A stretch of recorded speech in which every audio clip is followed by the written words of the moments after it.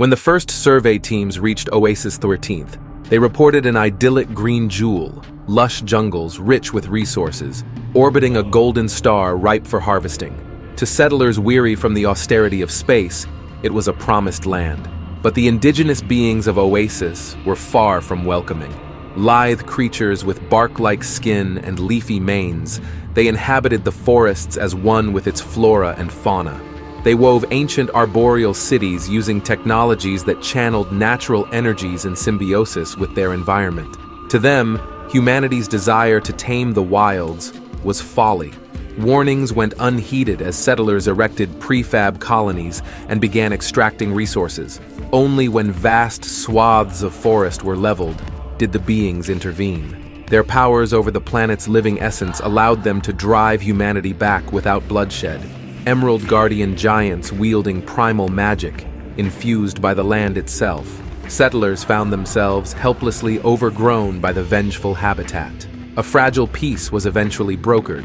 Humanity would keep to the continental borders, leaving the great rainforest preserves untouched.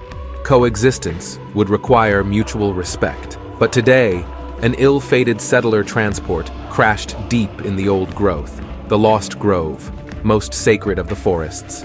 As xenobiologists race to rescue the settlers, our past sins may come to light. What consequences will we face for our trespass? I fear the beings are not as forgiving as we hoped. Perhaps some truths are better left shrouded in the grove's verdant mists.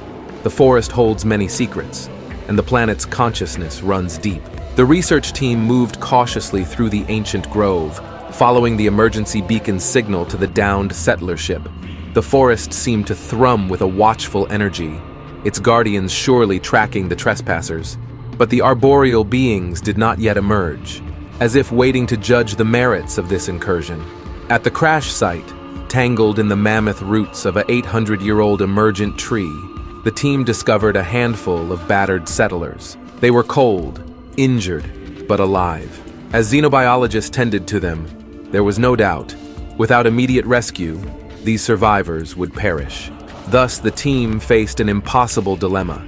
Any settlers were expressly forbidden here, but could the team condemn them to death over a border violation? Each passing hour diminished hope of safe extraction. A heated debate ensued over the ethics of the situation, but ultimately compassion prevailed. They would attempt to medevac the settlers, even if it meant facing the forest guardian's judgment. Some principles were worth the cost. As the researchers emerged with the survivors, colossal tree-like sentinels materialized around them. The team steeled themselves for retaliation as a booming voice echoed through the ancient woods. You have violated the sacred compact and must face consequences. Justice seemed certain. But before judgment could be rendered, a young settler stepped forward and thanked the guardian being. She spoke of understanding the folly of her people's former ways and the importance of preserving this hallowed place, of unity between humanity and nature, setting aside ignorance for wisdom. Her sincerity gave the guardian pause. For endless moments, the forest held its breath, until finally the being nodded and stepped aside.